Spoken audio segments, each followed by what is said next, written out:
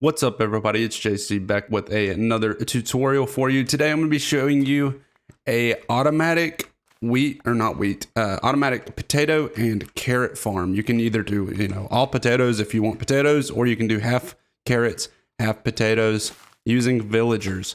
So the way this farm works, and it's very easy to build, you can do this in your survival world. The hardest part is getting the villagers in. The way this works is the farmers are farming these carrots here, and then he will go and throw carrots into that hopper, trying to feed or give the crop to this villager that's in the center.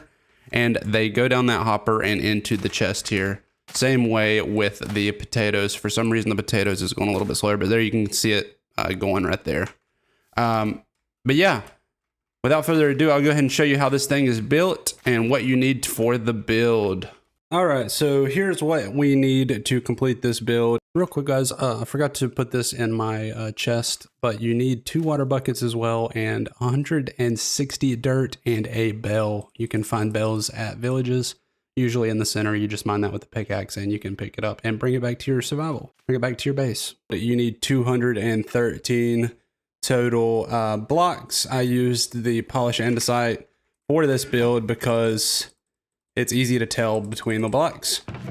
You will need 2 hoppers, 2 minecarts with hoppers, 2 rails, just standard rails, 3 slabs of any kind, 4 glass blocks, 4 chests, 80 potatoes, 80 carrots, or if you want to do all potatoes, you would need 160 potatoes, or if you want to do all carrots, you would need 160 carrots, 2 glowstone blocks, or 2 shroom lights, and 6 torches, 2 trapdoors, 2 composters, and 74 fences. The last thing you will need, obviously, is villagers. In survival world, you will obviously not have the spawn eggs, but I will show you how to get the villagers into the farm. All right, so let's begin the build. So you want to go somewhere, you need plenty of space, so go somewhere you have a lot of space. You want to go 2 blocks up like so. Place a slab on the top of that second block. Go ahead and break these blocks here. This is where the villager is going to stand on top of that block. Go ahead and get your 4 chests. Place 2 on this side, 2 on the other side as well. And then get your 2 hoppers. Place 1 hopper on top of that chest, right attached to that slab, and then 1 attached to that chest, also attached to the other side of the slab. From here, you want to go ahead and build up 2 blocks on each side of the hopper. You can go ahead and destroy the bottom blocks. And you want to come up here. And you want to place a rail on each of the hoppers. Place your mine carts. We need to get our other mine cart. We left it in here.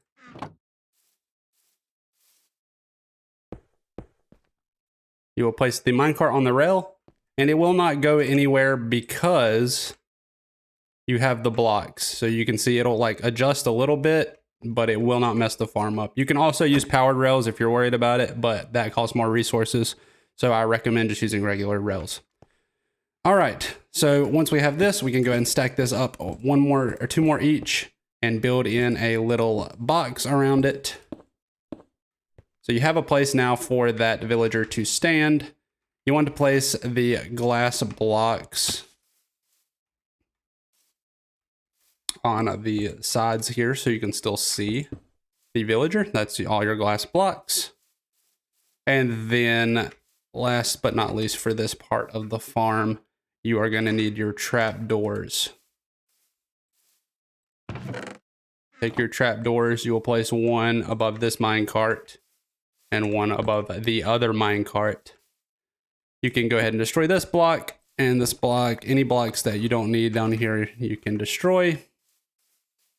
Now you have the chamber for the villager, one of the villagers, completed. Okay, so we need to grab our dirt now and go ahead and put this here. So you do 4 blocks out from, hold on, weather, get out of the way. 4 blocks out from the hopper. Then you place a temporary block. It can be whatever block. And do 4 out from each side of that temporary block. Okay. Like so. And then all you want to do is fill in this entire box. Make this a box and fill it in with dirt.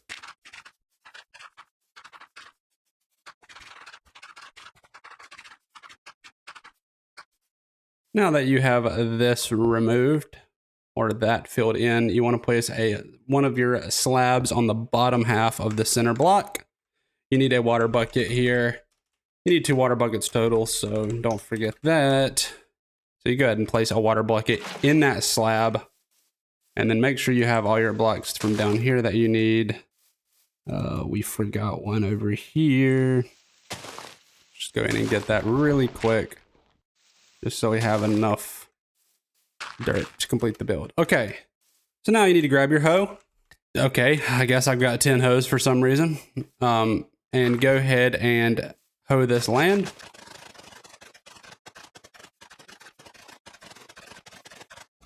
Okay, once that has been hoed, you can go ahead and grab your other solid blocks. This is where we use the rest of these.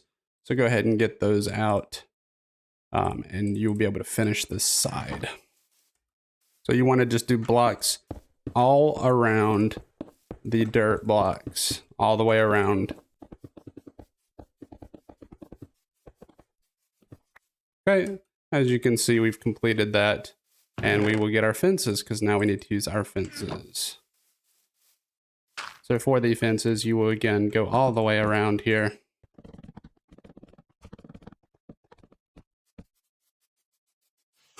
Okay, we have this filled in with our fences. It's a good idea to have a way for you to get up over the fence, or you can just put in a opening here. So now we are good to go ahead and plant our potatoes. We'll do potatoes on this side.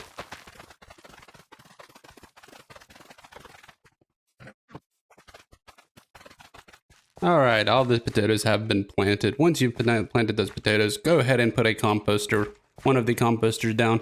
Get your glowstone or shroom light or whatever light source block you decided to use. Place it on top of that composter. Now we are ready to finish it up. This portion, this half, obviously we'll have another half on the opposite side. You want to place a torch on each of the center fences just for extra lighting to be extra safe. And for some reason we decided to destroy that one, so we'll go ahead and place it right there. Right there indeed, and we should be good to go ahead and place down our villager, our first villager, which is going to be a farmer. So let's go ahead and put that boy in there. There you go, Mr. Farmer. When you get the villager in there. And if you don't know how to get villagers and move them, I will show you at the end of this video, so stay tuned for that. But he will eventually go ahead and go to that composter. It needs to be daytime. Make sure it is daytime, and he will get the farmer profession. Also, a pro tip. You want to trade with this villager. They can sometimes lose their profession, which is weird, even if you don't destroy the composter. So make sure you trade with them. Once they've been traded with, they will not lose their profession. We'll go ahead and place in, dang it. Let's just go to creative. You get the idea on how to build it in survival. So we'll go ahead and place in the villager. Again, I will show you at the end of this video how to move villagers. If you're unable to get them here or don't understand how to do that, stay tuned for that. But for the purpose of this tutorial, we'll assume that you know how to do it. And then at this point, the farmer will begin to farm the potatoes and start throwing them into this chest. The only caveat to this is, again, weather needs to be clear. It doesn't have to be, but I like not having rain. Sometimes, and this is a bug, I'm not sure about this. You can let me know in the comments if you've experienced this. You have to give them the crop to start out with, just some of the crop that you want them to farm, and then they will start farming. So hopefully he will do that so I can show you that it does indeed work. I don't know why he's looking at me like that. We'll go ahead and start working on the second side while he decides that he wants to start farming.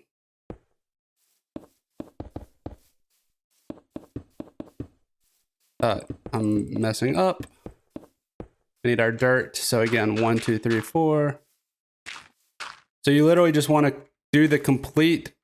You can see he's starting to do it. You want to do the complete mirror of this on the other side.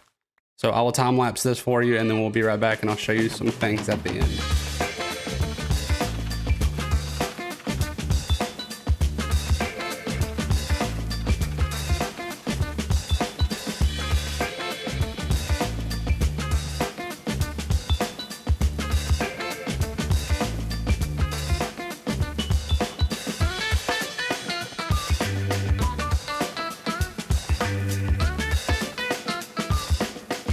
We have finished the other side, so we need to just put in another villager so he can go get the farmer, and he will begin doing the carrots. Again, you may have to throw him some carrots to get him started, so we'll just go ahead and throw him there just so he can get started planting. And here is where the bell comes into place. So there's been kind of a bug. The bell helps to get this kind of fast track. So what you do is you place the bell above this villager here. And it does help them to start giving you the crops. So at this point, the village or the farm is pretty much completed. The only thing that you have to do to ensure that this doesn't mess up is place in a roof. So come up 3 high over the fence and just fill in the roof with whatever block you like. This prevents them from being struck by lightning, so you don't have to worry about any like witches or anything happening to your villagers during a thunderstorm. So I'll go and fill this in and we'll be right back.